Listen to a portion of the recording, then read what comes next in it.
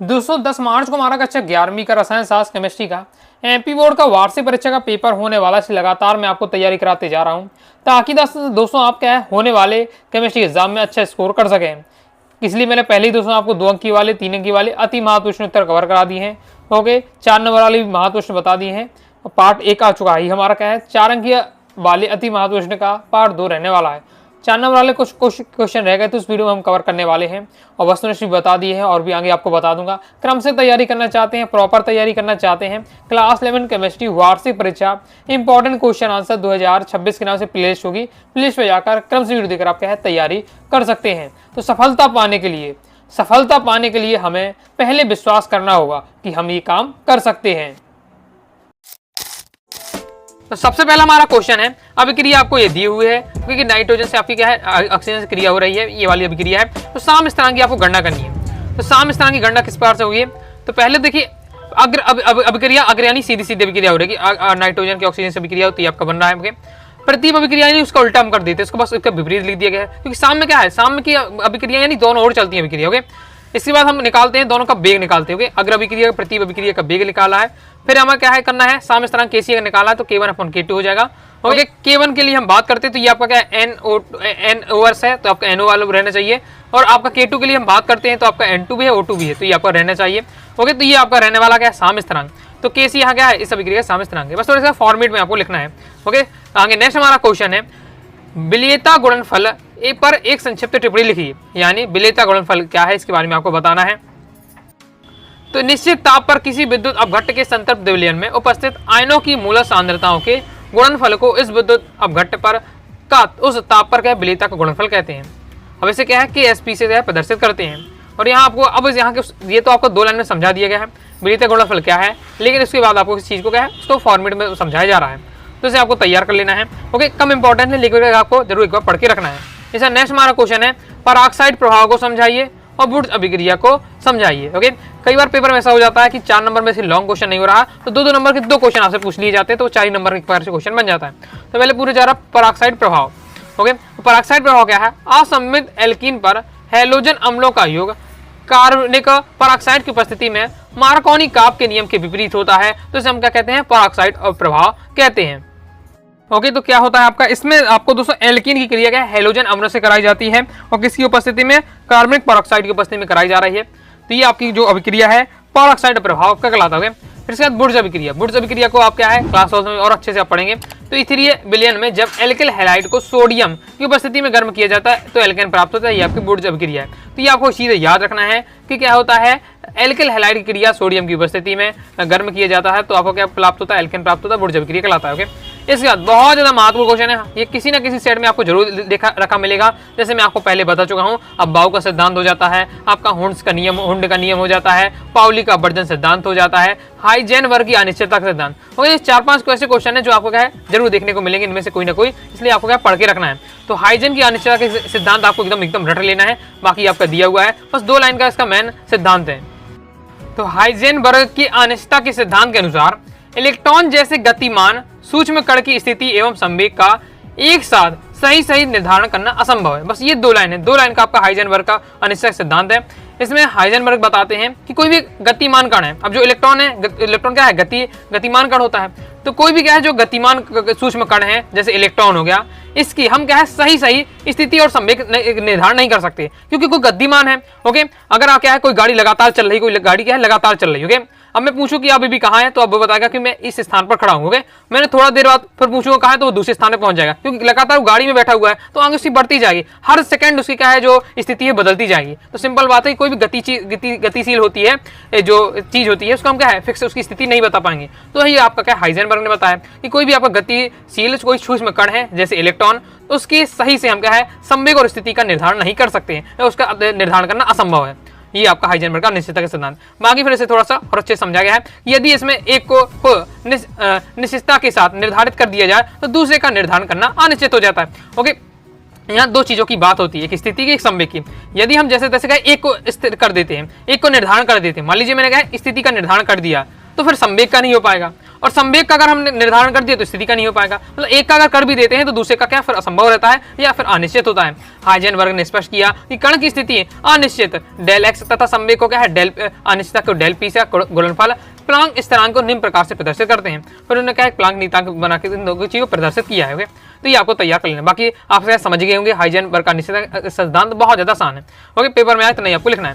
Next हमारा question है, इस टाइप का क्वेश्चन भी पूछ लिया जाता है, प्रीवियस में आ चुका है, तो प्रैक्टिस आपको जरूर कर लेना है। व्युत्पत्ति करना है आपको, डेल एच इक्वल टू होता है del U plus del N R T, ये आपको यहाँ इसको आपको सिद्ध करना है, ये सिद्ध करना है या व्युत्पत्ति कहा जाए तो इस प्रकार से आपका दिया हुआ है, इसकी प्रैक्टिस कर लीजिएगा। आगे देख लेते हैं। आगे नेक्स्ट हमारा क्वेश्चन है परमाणु क्रमांक 11, 17, 24, 29 वाले तत्वों के इलेक्ट्रॉनिक विन्यास लिखिए। इलेक्ट्रॉनिक विन्यास लिखना जरूर सीख लीजिए, ये भी सीधे क्वेश्चन आपका आ जाता है, इलेक्ट्रॉनिक विन्यास आपसे लिखते बनना चाहिए। ओके, तो यहाँ ये आपको कोई भी आपका परमाणु क्रमांक दे दिया है, आप सबका लिख लेंगे अगर आपसे बन जाता है। जैसे सबका यही होता है 1s2 2s2, जैसे आपका एस है तो एस जो कक्षक होता है उसमें 2 ही इलेक्ट्रॉन आ सकते हैं। ओके, पी कक्षक में दोस्तों आपके कितने आपके 6 आपके आ सकते हैं, इस प्रकार से 6 आ सकते हैं। फिर एस वाला आ सकता है, तो पहले आपका 1s2 होता है, फिर 1 वाला खत्म हो जाता है, फिर दूसरा कक्षा आता है तो फिर 2s2 होता है, 2p6 होता है, बस ये आपका खत्म हो जाता है, फिर 3 से स्टार्ट हो 3s1 हो जाता है। तो जहां तक आपको देखना है इस प्रकार से आपको सीख लेना है, प्रैक्टिस कर लेना है। ओके, कहाँ तक आपका जाता है। नेक्स्ट हम देख लेते हैं, तो पहले वाले जो अच्छा होगा इसमें ऐसे ही होगा, दूसरे वाले में एस और पी दोनों आ जाएगा, तीसरे वाले में एस पी डी तीनों रहेगा। ओके, फिर एसपीटी चलता रहता है फोर्थ वाले में इस बार से। नेक्स्ट हमारा क्वेश्चन है, ली सतालिये के नियम अनुसार निम्न अभिक्रियाओं पर ताप, दाब एवं सांद्रता बढ़ाने पर क्या प्रभाव पड़ेगा। इंपॉर्टेंट है, प्रीवियस ईयर में सेम एक आपका क्वेश्चन आ चुका है, तैयार करके रखना है। पहले तो आपको बताना है कि ली सतालिये नियम अनुसार जी अभिक्रिया आपकी जो दी हुई है इस पर ताप का, दाब का, सांद्रता का प्रभाव पड़ेगा। तो हम पहले देख लेते हैं ताप का प्रभाव। तो यह अमोनिया, इस अभिक्रिया के अनुसार आपको बताना होगा, तो अमोनिया का बनना क्या है, एक ऊष्माक्षेपी अभिक्रिया है। तो ली सतालिये नियम अनुसार ताप बढ़ाने पर साम्य बाईं ओर तथा ताप कम करने पर साम्य दाईं ओर विस्थापित होगा, किंतु निम्न ताप पर अभिक्रिया संपन्न नहीं होती है, अतः जो Fe है उत्प्रेरक का उपयोग किया जाता है। फिर दाब का प्रभाव दिया हुआ है, सांद्रता, ये सेम क्वेश्चन आपका रिपीट हो सकता है, इसलिए आपको एक बार जरूर पढ़ के रखना है। और सांद्रता का इसमें प्रभाव दिया हुआ है। आगे नेक्स्ट हमारा क्वेश्चन है बफर विलयन, बहुत ज्यादा इंपॉर्टेंट है। बफर विलयन पर संक्षिप्त टिप्पणी लिखिए। तो बफर विलयन के बारे में जरूर आपको तैयार करके रखना इंपॉर्टेंट है और सिंपल भी है। वह विलयन जिसमें थोड़ी मात्रा में अम्ल या क्षार मिला देने से उसके पीएच मान में कोई परिवर्तन नहीं होता है, बफर विलयन कहलाता है। बफर विलयन 2 प्रकार के होते हैं, एक अम्ल प्रतिरोधक, एक क्षार प्रतिरोधक। बिल्कुल ज्यादा सिंपल है आपका। बफर विलयन कैसा विलयन है कि ऐसा विलयन है जिसमें अगर हम थोड़ा सा अम्ल मिला देते हैं या फिर थोड़ा सा क्षार मिला देते हैं तो उसका जो पीएच वैल्यू है उस पर कोई परिवर्तन नहीं होगा। ओके, मतलब उसमें थोड़ा सा क्या है अम्ल की और थोड़ा सा क्षार की अगर हम दे देते हैं तो उसका कोई प्रभाव नहीं पड़ेगा। तो ऐसा विलयन आपका क्या कहलाया जाता है, बफर विलयन कहलाता है। तो ऐसा विलयन जिस पर अम्ल या थोड़ा सा अम्ल या थोड़ा सा क्षार मिलाने पर उसका पीएच मान में कोई परिवर्तन नहीं होता है, बफर विलयन कहलाता है। 2 प्रकार के होते हैं, एक अम्ल प्रतिरोधक, दूसरा क्षार प्रतिरोधक। अम्ल प्रतिरोधक क्या है, यह दुर्बल अम्ल तथा इसके किसी प्रबल क्षार के साथ बने हुए लवण को विलयन के रूप में मिश्रित करने प्राप्त किया जाता है। मतलब अम्ल प्रतिरोधक वाला बफर विलयन कैसे प्राप्त करते हैं कि इसमें एक दुर्बल अम्ल होगा और इसके किसी प्रबल क्षार के साथ क्या है ये जो लवण बनता है वही हमारा क्या है, ये मिश्रण, ये अम्ल प्रतिरोधक वाला बफर विलयन कहलाता है। ओके, आपका एग्जाम्पल दिया हुआ है। इसका क्षार के प्रतिरोधक वाला बफर विलयन क्या है, यह दुर्बल क्षार तथा इसके प्रबल अम्ल के साथ बने हुए लवण का विलयनों का मिश्रण ही बना होता है। ओके, देखिए जब आपका अम्लीय प्रतिरोधक में क्या होता है, दुर्बल अम्ल होता है, क्षारीय प्रतिरोधक में क्या दुर्बल क्षार होता है। तो यहाँ जैसे क्षारीय प्रतिरोधक की बात करते हैं दुर्बल क्षार है और इसके प्रबल अम्ल के साथ क्या है जो लवण बनता है, लवणों का से मिश्रण जो बनता है वही हमारा क्या है, क्षारकीय प्रतिरोध बफर विलयन कहलाता है। और अम्ल प्रतिरोधक में क्या होता है कि दुर्बल क्षार होना, दुर्बल अम्ल होना चाहिए और जबकि उसके संगत क्या होना चाहिए, प्रबल क्षार होना चाहिए। तो उससे बना जो हमारा मिश्रण होता है वो हमारा अम्लीय प्रतिरोधक कहलाता है। क्लियर है। नेक्स्ट, अब ये बहुत ही ज्यादा इंपॉर्टेंट है, हर साल ये क्वेश्चन पूछा जाता है, तो आपके किसी ना किसी सेट में ये जरूर क्वेश्चन आपको देखने को मिल जाएगा। क्वांटम संख्याओं को उदाहरण से समझाइए। क्वांटम संख्या वाला बहुत ज्यादा महत्वपूर्ण क्वेश्चन है, 4 नंबर क्वेश्चन है आपका, तो अच्छे से आपको तैयार कर लेने हैं। देखिए जो क्वांटम संख्या होती है तो 4 प्रकार की होती है, एक मुख्य क्वांटम संख्या, एक दिगंशी क्वांटम संख्या, चुंबकीय क्वांटम संख्या और इलेक्ट्रॉन प्रचक्रण क्वांटम संख्या। तो ये 4 प्रकार की होती है। ओके, और उसे साइन भी आपको देखना है, स्मॉल एन से प्रदर्शित करते हैं मुख्य क्वांटम संख्या को, दिगंशी क्वांटम संख्या को आपका एल से प्रदर्शित करते हैं और इसके बाद चुंबकीय क्वांटम संख्या को, चुंबकीय यानी मैग्नेट, तो एम से प्रदर्शित करते हैं, चक्रण वाले को कहते हैं ऐसे स्प्रिंग, चक्रण का स्प्रिंग बोलते हैं, ऐसे प्रदर्शित करते हैं। ओके, इस प्रकार से। तो पहले तो आपको सबसे पहले क्या करना है, नाम याद होना चाहिए। क्वांटम संख्या होती है 4 प्रकार की होती है, चारों के पहले नाम याद कर लेना है, फिर उनके बारे में आपको क्या सीख के रखना है। ओके, 2-3 लाइन में सब कुछ तैयार करके रखना है। तो परमाणु में किसी इलेक्ट्रॉन को पूर्ण रूप से प्रदर्शित करने के लिए 4 संख्याओं का उपयोग किया जाता है। मतलब परमाणु का अगर हमें एड्रेस बताना है, उसके बारे में बताना है, तो इन 4 संख्याओं के माध्यम से बताते हैं। इन्हें हम क्या है, क्वांटम संख्या कहते हैं। 4 प्रकार की होती है, क्रम से आपको तैयार करके रखना है। कि मुख्य क्वांटम संख्या है जैसे, तो इसे n से प्रदर्शित करते हैं और यह इलेक्ट्रॉनों के मुख्य कोश को प्रकट करती है। जो मुख्य क्वांटम संख्या इलेक्ट्रॉन का जो मुख्य कोश है उसको क्या है, डिनोट करेगी। इससे किसी दिए हुए इलेक्ट्रॉन की ऊर्जा एवं नाभिक की दूरी को प्रकट होता है। इसका मान 1, 2, 3 आदि पूर्ण संख्या में होता है, कोई भी क्या है पूर्ण संख्या में होगा। इसके बाद जैसे द्विगंशी क्वांटम संख्या, तो इसे आपका क्या है, L से प्रदर्शित करते हैं। इसमें इलेक्ट्रॉनों का कोणीय संवेग निर्धारित एवं आकृति का ज्ञान होता है। द्विगंशी क्वांटम संख्या से क्या है, इलेक्ट्रॉन की आकृति कैसी है, उसका निर्धारण, उसका संवेग का निर्धारण कैसा है, उसको हम पता लगाते हैं। ओके, इसके मुख्य क्वांटम संख्या n पर निर्भर करता है। प्रत्येक n के लिए इसका मान क्या हो सकता है, n-1 होता है, जो क्रमशः इस पर S, P, D, F कोश में प्रकट होता है। इसके बाद चुंबकीय क्वांटम संख्या, और भी आप डिटेल से पढ़ लीजिएगा, मैं शॉर्ट में आपको बता दिया। चुंबकीय क्वांटम संख्या में क्या होता है कि यह इलेक्ट्रॉन के चुंबकीय प्रभाव को स्पष्ट करता है। चुंबकीय क्वांटम संख्या इलेक्ट्रॉन के चुंबकीय प्रभाव को क्या प्रदर्शित करता है। 2 लाइन में इतना भी तैयार कर लेते तो आपका काम हो जाएगा। इलेक्ट्रॉन प्रचक्रण क्वांटम संख्या क्या है कि नाभिक के चारों ओर घूमता हुआ इलेक्ट्रॉन अपने कक्ष में लट्टू के समान दक्षिणावर्त या वामावर्त रूप में चक्रण करता है। इसे इलेक्ट्रॉन को प्रचक्रण क्वांटम संख्या द्वारा प्रकट करते हैं। यानी जो इलेक्ट्रॉन तो घूम रहा है, तो कुछ इलेक्ट्रॉन ऐसे घूमते होंगे, कुछ इलेक्ट्रॉन ऐसे घूमते होंगे, तो किस दक्षिणावर्त घूम रहा है, वामावर्त घूम रहा है, इस बात को जो बताता है वो है इलेक्ट्रॉन प्रचक्रण क्वांटम संख्या बताता है। तो ये आपके दिए हुए हैं, तैयार के लिए बहुत ज्यादा महत्वपूर्ण है। ओके, हमेशा ये क्वेश्चन पूछा जाता है, आपके सेट में आ सकता है, इसलिए पढ़ के रखना है। पहले तो नाम याद कर लीजिएगा, नाम याद हो जाए, 2 लाइन की जो दी हुई है ओके वो तैयार कर लिया। वैसे नाम में ही राज छुपा हुआ। चुंबकीय क्वांटम संख्या इलेक्ट्रॉन के चुंबकीय प्रभाव को बताती है। चक्रण वाली क्वांटम संख्या देखो इलेक्ट्रॉन किस प्रकार से चक्कर कर रहा है, ओके, वामावर्त की दक्षिणावर्त वो उसको बताता है। ओके, मुख्य क्वांटम संख्या उसके मुख्य कक्ष के बारे में बताता है, उसके नाम में ही पूरा राज छुपा हुआ है। द्विगंशी क्वांटम संख्या क्या बताते हैं, उसके कोणीय संवेग को बताता है और साथ ही उसकी आकृति का ज्ञान देता है। बस इतना बस याद रख लिया, आपका काम हो जाएगा। इसके बाद नेक्स्ट ये क्वेश्चन ही बहुत ही ज्यादा इंपॉर्टेंट है, प्रीवियस ईयर में आ चुका है। कक्ष कक्षक में अंतर। ओके, कक्षा या कक्षक में अंतर, जैसे ऑर्बिट या ऑर्बिटल में आपके अंतर आ सकता है। पेपर में इस प्रकार से आ सकता है, आपके लिखकर ऑर्बिट और ऑर्बिटल में अंतर लिखिए, या फिर कक्षा और कक्षक में अंतर, कच्छ कक्षक में अंतर आ सकता है, या ऑर्बिट ऑर्बिटल में अंतर आ सकता है। ओके, तो बहुत ज्यादा इंपॉर्टेंट प्रीवियस ईयर में आ चुका है, तो इसे भी आपको एकदम रट के रखना है।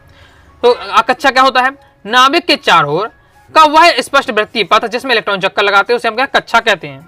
ओके, आपने देखा होगा जब ये क्या है, हम क्या इलेक्ट्रॉन के बारे में पढ़ते हैं, परमाणु के बारे में पढ़ते हैं, तो क्या है ये नाभिक बना देते हैं, उसके इस पार से हम बनाते हैं, ये परमाणु बनाते हैं। तो अब ये इसका जो कक्षा बनाते हैं, इसमें क्या इलेक्ट्रॉन घूमते रहते हैं। तो ये जो कक्षा बना वृत्तीय पथ है, ये हमारी क्या कक्षा, इसे हम ऑर्बिट बोलते हैं। और कक्षा क्या होता है, नाभिक के चारों ओर का वह त्रिविमीय क्षेत्र जहां इलेक्ट्रॉन के पाए जाने की संभावना अधिकतम होती है, कक्षक कहलाते हैं। अब जैसे ये आपका जो कक्षक क्या होता है कि देखिए हमें ये पता चलेगा कि ये जो ये वाला इलेक्ट्रॉन है, ये वाला इलेक्ट्रॉन है, ये इस वाली कक्षा में क्या घूम रहा है, ये वाली घूम रहा है, तो इस वाली कक्षा में घूम रहा है। तो ये हमें कहाँ पता चले, कक्षा के बारे में पता चलता है कि इस कक्षा में घूम रहा है। कक्षक क्या है, इस कक्षा में तो घूम रहा है, इस कक्षा में तो घूम रहा है सेकंड वाली कक्षा में। ओके, लेकिन उस कक्षा में भी इतने सारे स्थान है, यहाँ भी घूम सकता है, यहाँ भी वहाँ उस हमें कक्षक ये बताता है कि उस समय वो क्या है, कहाँ सबसे ज्यादा घूमता रहता है, सबसे ज्यादा कहाँ वो मिलेगा, वो हमें क्या है कक्षक के बाद से पता चलता है। ओके, इसके बाद है किसी कक्षा में इलेक्ट्रॉनों का अधिकतम संख्या 2n2 होती है। दूसरा हमारा पॉइंट है, किसी कक्षा में इलेक्ट्रॉनों की अधिकतम संख्या 2n का स्क्वायर होगा। यहाँ क्या होगा आपका, इस प्रकार से 2n का स्क्वायर होती है। यानी हम ये कक्षक बनाते हैं, तो एक जो पहली कक्षा होती है, ओके, हम तरह से मैं आपको समझाता हूँ। जैसे आपकी ये इलेक्ट्रॉन होता है, इलेक्ट्रॉन ये पहली कक्षा, ये दूसरी कक्षा, ये तीसरी कक्षा, इस प्रकार से। तो पहली जो कक्षा होती है, पहली कक्षा में केवल 2 इलेक्ट्रॉन भरे जा सकते हैं, दूसरी कक्षा में केवल आपके 8 भरे जा सकते हैं, इससे ज्यादा नहीं होंगे। तीसरी कक्षा में 2, 8, 18, फिर 32, इस प्रकार से आपका चलता है 64। फिर ये आपका सिस्टम रहता है 2, 8, 18, 32। हमें कैसे पता चलता है, अगर पता करना है तो उसका फॉर्मूला क्या है, 2n स्क्वायर। n यह है कक्षा की संख्या है, मतलब कक्षा का नंबर है। मान ली पहली कक्षा की बात हो रही है, तो 2n का स्क्वायर करेंगे तो आपका 2 आएगा। दूसरी कक्षा में कितने भरे जाएंगे, 2 हो जाए, 2 का स्क्वायर करेंगे तो आपका क्या हो जाएगा, 2 × 4 = 8। तो मैंने आपको वैसे बताया 2, 8, 18, 32। तो ये किस फॉर्मूला से 2n स्क्वायर से बढ़ जाते हैं। तो यह जो किसी कक्षा में इलेक्ट्रॉन का जो अधिकतम संख्या होती है वो क्या है, 2n स्क्वायर होती है। जबकि कक्षक की हम बात करते हैं तो किसी कक्षक में अधिकतम 2 इलेक्ट्रॉन हो सकते हैं। इसमें चक्रण विपरीत होता है कि 2 इलेक्ट्रॉन होंगे पहली शर्त, और उसमें भी चक्रण विपरीत होता है। मतलब ये कक्षक में आपने इसका डायग्राम तो हम ऐसे बनाते होंगे, जबकि इसका कक्षक आपने ये वाला देखा होगा, ये एस का है, ये आपका पी में कितने भर सकते, पी में क्या है 3 खंड होते हैं, 1, 2, 3, ये जैसे अब भरना है इलेक्ट्रॉन तो एक भर सकते हैं, इसके विपरीत दो भर सकते हैं। यहाँ एक एक भरी जाएगा, फिर इसका दो दो भरा जाएगा। तो यहाँ एक जो बॉक्स है, एक बॉक्स है, ये बॉक्स क्या है आपका कच्छक कहलाता है। और एक बॉक्स में हम कितने भर सकते हैं, ओनली दो भर सकते हैं, दो भर सकते हैं। तो ये बता रहा है कि एक कच्छक में अधिकतम 2 इलेक्ट्रॉन भरे जा सकते हैं। फिर यह इलेक्ट्रॉनों की समस्त द्विविमीय गति को दर्शाता है और यह इलेक्ट्रॉन की त्रिविमीय गति को दर्शाता है। द्विविमीय को क्यों? क्योंकि हमें पता चलता है किस रास्ते में घूम रहा है, ओके, इसलिए कच्छक बताता है, इसलिए द्विविमीय गति है। और त्रिविमीय गति क्यों है कि उस कक्षा में तो घूम रहा है, उस कक्षा में भी कहाँ से किस एरिया में ये सबसे ज्यादा घूमता है वो हमें कच्छक से पता चलता है। और समस्त कच्छक के क्या वृत्ताकार होते हैं। जबकि हम कच्छक की बात करते हैं तो विभिन्न कच्छकों का आकार अलग अलग होता है। अलग अलग क्यों? क्योंकि एस कच्छक है, पी कच्छक है, तो अलग अलग होते हैं। तो एस कच्छक गोलाकार होता है, पी कच्छक डंबलाकार होता है, इस टाइप से। तो ये आपका दिया, बिल्कुल मैंने बहुत ज्यादा इंपॉर्टेंट था, ओके, आसान भी है, एक बार से अगर समझ ली तो आसानी है, तो इसलिए मैंने इसमें मेहनत की है। जो इंपॉर्टेंट होते सिलेक्ट होते मैं उसको समझाने का प्रयास करता हूँ। और नेक्स्ट और लास्ट आपको और तैयार करके रखना है, मुक्त ऊर्जा क्या है, स्थिर ताप व स्थिर दाब पर सिद्ध कीजिए। डेल जी इक्वल टू होता है del H minus T del S. Important इस टाइप का क्वेश्चन आ सकता है। अब मैंने आपको बता दिया, तो इसे तैयार कर लेना। सॉल्यूशन में आपको दिखा देता हूँ थोड़ा जूम करके, ये आपका दिया। तो पहले आप इसका देखिए सॉल्यूशन ये आपका दिया होगा, ऐसे इसको प्रूव किया। अब इसमें जी क्या है, एच क्या है, टी क्या है, एस क्या है, वो आपको दिक्कत होगी तो पहले वही बता जाए। एस यानी एंट्रोपी, टी यानी परमताप, एच यानी एंथैल्पी, जी यानी आपका गिब्स मुक्त ऊर्जा, ओके, इस बार से दिया हुआ है। तो यहाँ से आपको गिब्स हेल्महोल्ट्ज समीकरण से ये चीजें निकाली गई है, तो इसको आपको तैयार कर लेना है। इंपॉर्टेंट है, एक बार पहले देख लीजिएगा। ओके, तो इस बार से कंप्लीट हो जाता है। इस बार से दोस्तों मैंने आपको 4 नंबर वाले कंप्लीट कर दिए। पार्ट 1 में जो 4 नंबर वाला बता रहे हैं, ओके, उन्हें तैयार कर लीजिए। जो अभी मैंने आपको बताया उन्हें आपको एकदम तैयार करके रखना है। 4 नंबर वाले क्वेश्चन आपके हो जाते हैं। बाकी से पहले 2 नंबर 3 नंबर बताए वो, ओके, और वस्तुनिष्ठ भी बताएं। काम से वीडियो दोस्तों आपको वीडियो से लाइक करिए, सब्सक्राइब कर दिए, साथ ही टेलीग्राम चैनल व्हाट्सएप ज्वाइन कर लीजिएगा। डाउट आता है करो से आप जरूर पूछिएगा। मिलते हैं नेक्स्ट वीडियो में, तब तक के लिए बाय बाय।